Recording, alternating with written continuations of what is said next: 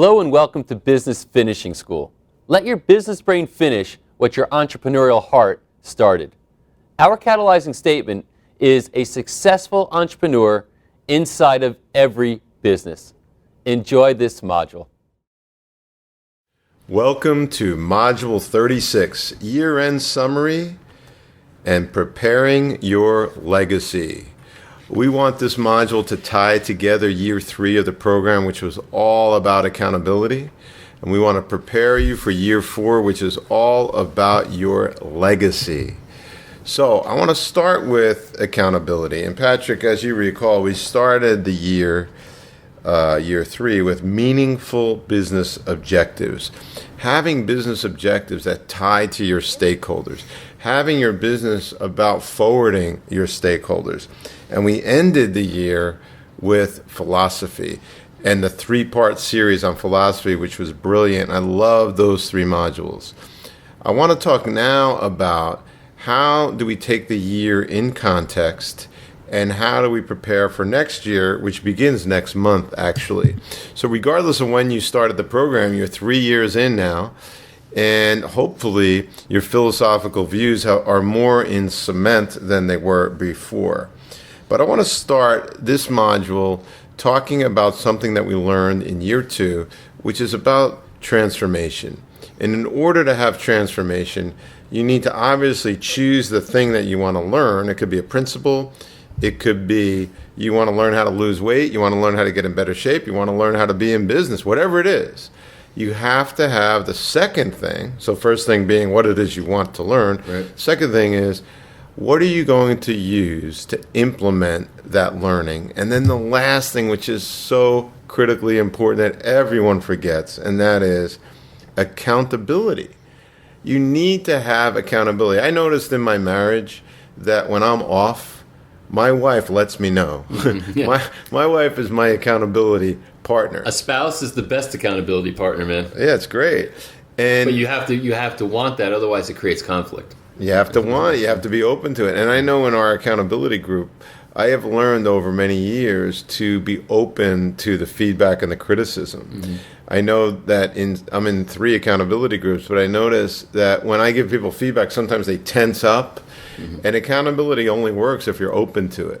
So why are we bringing this up? We're bringing this up because Year 3 is about accountability. You have to be open to having that accountability. If you're not in an accountability group now, after all this time, wow, get in one. It's the single biggest decision that I made in my life outside of picking my bride, Melissa. And that is taking the time out of each and every week to be held accountable by friends and acquaintances in these different groups. So Patrick, I want to turn it over to you, and let's dig a little bit deeper into this 3 legs of the stool section of this module. Yeah, I was wanting to go there. So what you described is critical, and the accountability is the final driver, if you will, in the process. You start out with the intention, the principle, the thing that you learned, whatever it is. And if you think about it, folks, there's not a single one of you out there right now who doesn't know something you could be doing that you're currently not doing that would make your business better, or your life in general, for that matter. So it's interesting how so much of achievement isn't about knowing what to do. You already know things you could be doing that you're not doing that would bring you to higher achievement. So the question is, why aren't you doing them? Or is there not the process in place for you to actualize these things into reality? So here you are, you're just completing Year 3 now. You've learned a bunch of new stuff, and you've had an exercise attached to each module to help drive this, whatever the learning was, home, so that you can enhance your life, grow your business, have good outcomes, all those types of really wonderful things. But the phases are, number 1, knowing the thing that you want to apply. Secondly, then, is the actual implementation process, meaning here are the action steps to move this from an idea in my brain to a manifestation in my life. So that's the action step, the implementation. But everything is a process, nothing is an event. Meaning that anything that you learn isn't a matter of, okay, I did it, that is done, check the box and move on. If you notice, everything we teach is a process-oriented thing, meaning that here is a principle or something that you need to learn. Now you're going to put it into practice. It's not an event that you do once. It's a practice that you habituate over and over again into your life. And that's why the third piece of the puzzle is accountability. Because in accountability, once you've put the thing into play, now you become responsible through accountability to keep it in play. Because it's some people describe this as slipping and checking, where you move towards something. Let's say that I'm on a new diet, or I have a new policy for my employees. I started to notice that there's creep in the company where I started letting people show up 5 minutes late. And I didn't make a big deal of it. I just figured, hey, you know what? They get their work done. Next thing you know, my employees are showing up 10 minutes late. Some are 12 and 15 minutes late. And it creeps in. And what happens is you get to a point where you're saying, hey, you took the module on toleration tendency. You decide you don't want to tolerate that behavior anymore. You call the meeting. You pull everybody in and say, hey, folks, we've lost some discipline here. People are kind of showing up late, and it's not okay. I want to now inculcate into the culture a new policy that says that everybody needs to show up on time. Okay, everybody got it? Wonderful. That's terrific. And then you leave, and maybe for a day or two or a week or two, people are showing up on time again. But if there's no accountability in place, what starts to happen? Well, some people start to show up 5 minutes late. Some people start to show up 7 minutes late. Next thing you know, people are showing up late as a routine, and it becomes the culture again because no accountability was in place. So it's just one example of how you know the thing you want to change, and then you implement that thing. But when accountability is not in place, the gravitational pull of entropy is going to start taking you back toward the thing that you're looking to make permanent change in the first place. I noticed, by the way, very, very good points, Patrick. I noticed as it comes to values where they begin to crumble, a guy at my wedding party, he's been a friend my whole life, his marriage was on the rocks. And his wife used to call me a lot to complain about the marriage. And I said to her, I love you and I love him. But, when either one of you guys messes up, there's no accountability. There's none. I remember the first time he didn't show up. He worked late. He works in the city of New York, and he didn't come home from work. And he just basically didn't come home for dinner, didn't come home that night. And then the next day he shows up, and the wife says, well, where were you? And he says, well, I just worked late. If I didn't show up one night, it's hard for me to imagine the wrath. But the point is, accountability is something that happens in real time as things are unfolding. You have to know what your philosophy is, know what your values are, and you have to exert your will when things are off. And it's an ongoing, real-time thing. You can't all of a sudden wake up and say, how did my marriage fall apart? Because when you're not holding up any accountability, that's going to happen. I like using the real-world examples like that because it hammers home the point. Another thing I want to point out when it comes to accountability is, how do you lose weight? Well, it's really simple. You eat less and you exercise more. Mm-hmm. Okay, that's one way to do it. Why the hell is it so hard? Mm-hmm.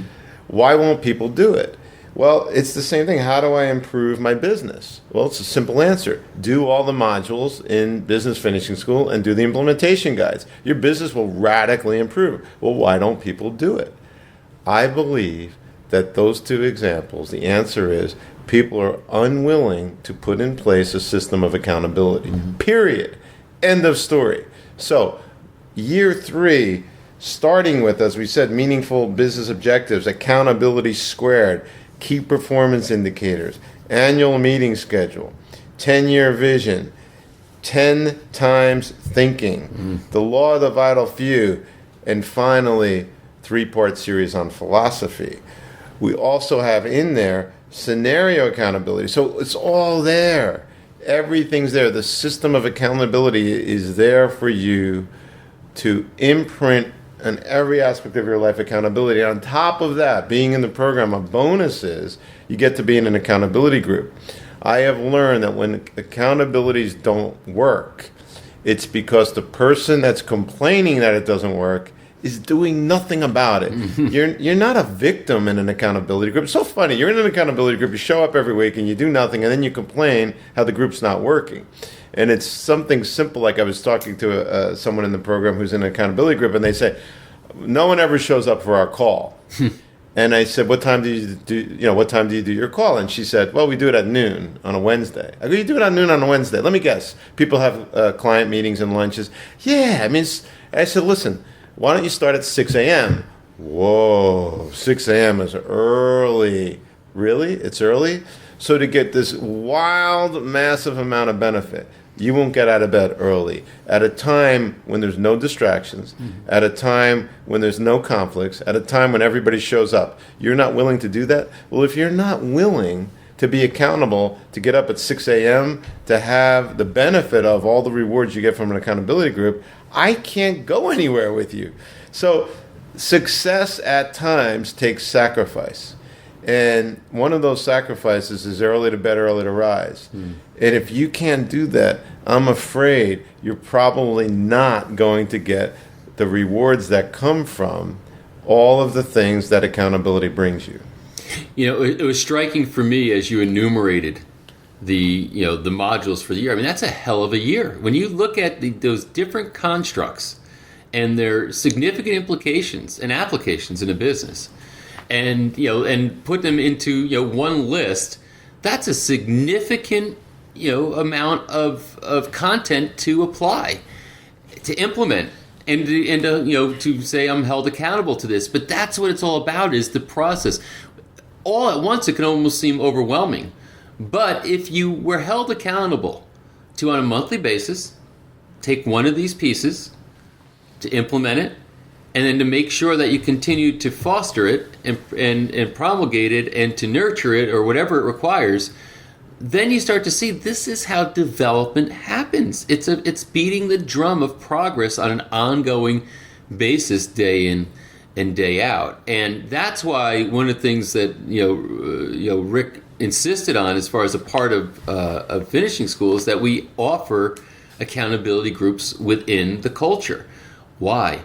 Because too often I have seen idea generation and implementation, but then accountability is not there, and the result is that everything is kind of a non-starter. It starts and it stops, and then it's over. A goal without accountability is a dream. Yeah, and a goal with accountability is reality. It's interesting. One of the things we added to the program, Patrick, as you know, and if you're not taking advantage of this, I encourage you to do that. We have decided to add the ability to add staff and employees and others associated with your business to give them a login so that they can be part of the program and they can have their own implementation guides and their own diaries, so to speak. So everybody's part of the culture, and you're not borrowing someone else's login, which is against the law and against the rules, but at a much reduced price. You could get your staff members and stakeholders logging in, having their own special login, being in the program with you, beating the drum with you, learning the modules with you, being held accountable with you. So if you are not taking advantage of that, take advantage of that. Another thing that I'd like you to hold yourself accountable to is you're in the program, you're in year 3, get to those boot camps. Those boot camps are priced so inexpensively. They are not a profit center for us. They are a way for us to inculcate our culture into your brains and your staff members' brains so that you can then go out and be a much more successful business.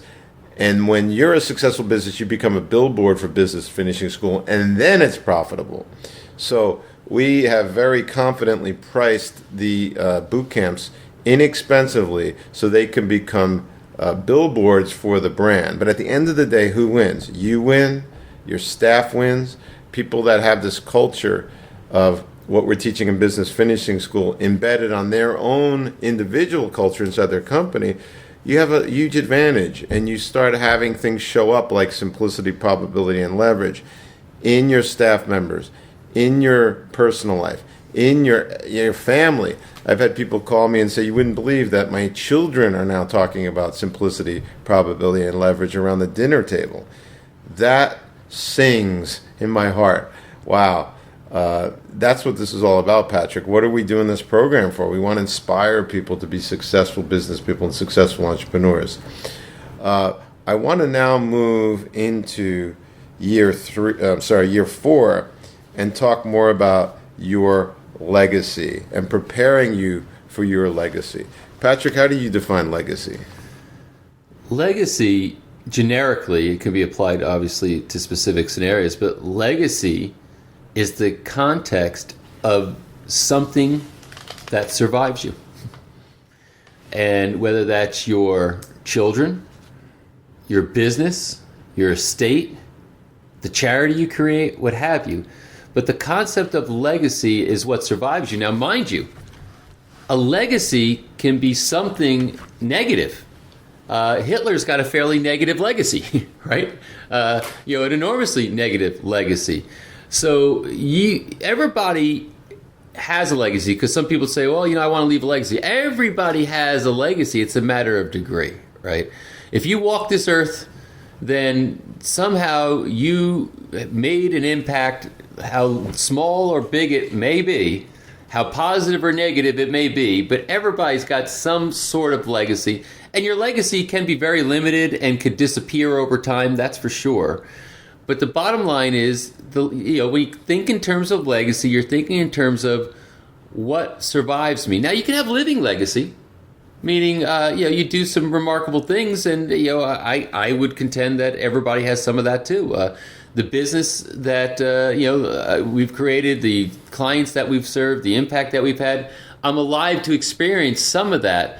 But I believe when most people consider legacy, they're thinking in terms of what is long-lasting that literally survives me. And you want, just like all the other things we talk about, philosophy, values, etc., we want these fuzzy things to be willfully created by us. Do you want your legacy, Patrick, and do you want your legacy listeners, do you want them to be by default? Or do you want to go into year 4 and say, how do I willfully create a legacy of my own design so that when I'm gone, this is what people will say about me? Well, we could think about legacy from the standpoint of one of your businesses. Mm-hmm. So those that are listening, if you sell your business, what do you want the people in that business that you're no longer a part of? What do you want the legacy to be? What do you want them to say about you as the former owner? What do you want the clients that interact with that business to say about you as a former owner? So legacy can also be defined as, when you're gone, what are people saying about you? When you're gone from being the chairman or chairwoman of the board of a charity, what legacy do you leave behind? When you're gone from being a member of a golf club, what do you want people to say about you? It's funny, I remember Warren Buffett saying in 1992, he said, everything that you do in life, every thought in your mind, everything that you say, imagine if it was printed on the front page of the New York Times for your family to read and for the world to read. Wow. Yeah. That's what legacy is about. Legacy is about everything you do and the culmination of all of that together in aggregate. All of that is what defines what's there when you leave the organization or when you leave this planet. So we're whetting your appetite a little bit. We want you to be excited about year 4. We also want you to make sure that you're putting on the ground year 3. And year 3, in a lot of ways, touches all of the 24 modules before it. Year 1, which is about learning the foundational principles. Year 2, which is about business acceleration, i.e. taking those principles and accelerating them. Year 3 is all about accountability. And wow, legacy is year 4. And that really puts it all in perspective. A couple of things that I'd like to highlight here that are context setting.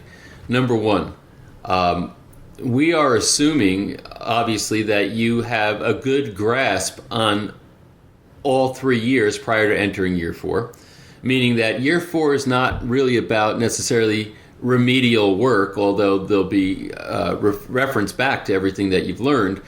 But because you're in the program, you have access to go back and revisit, anything that we've taught in the past, and I think that's really important.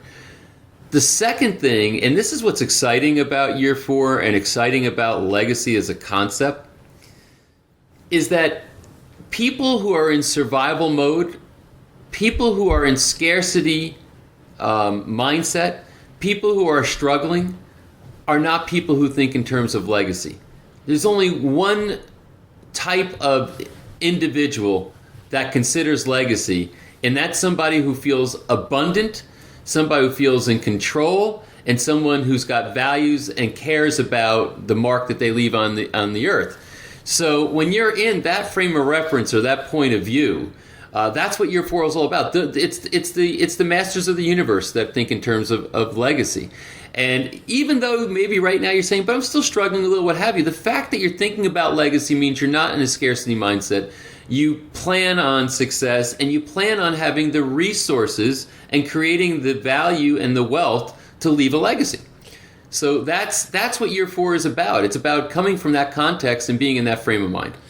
Whenever I sit across the table and I do a real estate deal, oftentimes in the real estate business, and you'll come across this when you're dealing with real estate attorneys or real estate investors or real estate principals, oftentimes, not always, but the majority of the time, they don't think in terms of legacy.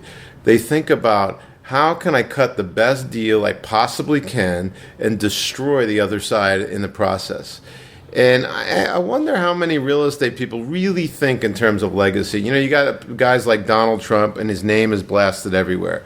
But for the most part, real estate people are the pie is limited, mm-hmm. and I've got to get this piece of real estate at the lowest possible price, and I win, you lose. Yep.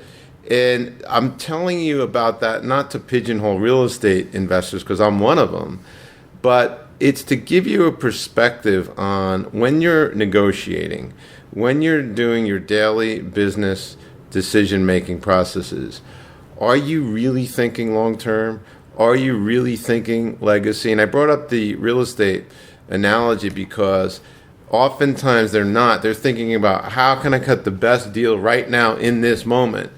What I'd rather have you do, rather than have that perspective, I'd rather have you the perspective of, how can I cut the best deal for an enduring legacy? And when you make decisions from that point of view, wow, that really starts opening your mind to bigger possibilities, an abundant point of view, an abundant future, and a fully aligned future. So, this last year coming up, Patrick and I are excited to plan it for you. We're excited to see the fruits of our labors being imprinted on you, and hearing all the emails and messages and feedback that we get at the boot camps and whatnot about your legacy, and ultimately how that legacy imprints itself on the world and the effects of that. So Patrick, I'd like to begin the wrap of this module, which is the end of Module 12 of Year 3. Wow, 3 years in the program. I can't believe how much you've aged. Look who's talking.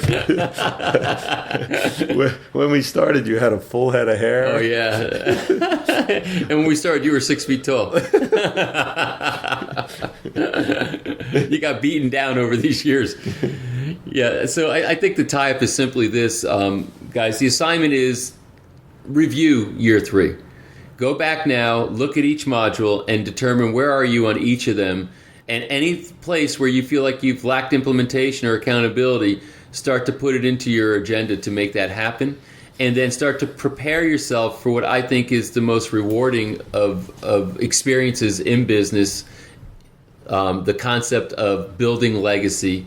And when you get to that level of mindedness, you'll start to see that your experience of the world changes, and the way the world experiences you also changes. So, Rick, I want to congratulate you on another phenomenal year of entrepreneurial inspiration and information, and we look forward to the next one.